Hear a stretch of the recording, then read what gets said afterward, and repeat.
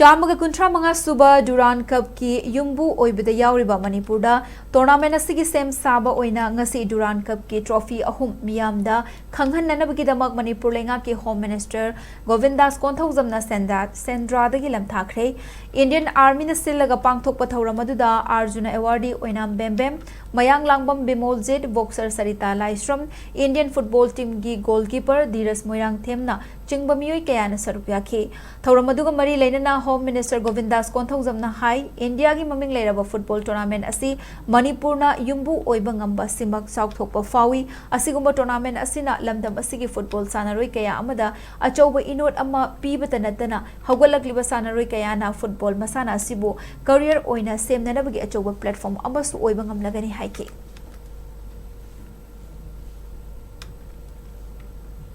दुरांत cup तीसरी बार हमारा स्टेट में हो रहे हैं। ये बहुत गर्व की बात है। हमारा स्टेट में अभी काफी तनाव चल रहा है। इस बीच में आर्मी आकर के हमारा प्रदेश को शांति व्यवस्था वापस लाने के लिए काफी कोशिश कर रहा है। इसके बीच में दुरांत कप यहाँ पे ला करके हम सबको एक साथ जोड़ करके फिर से शांति वापस आए और हम लोग खुशी से एक साथ रहे। धन्यवाद।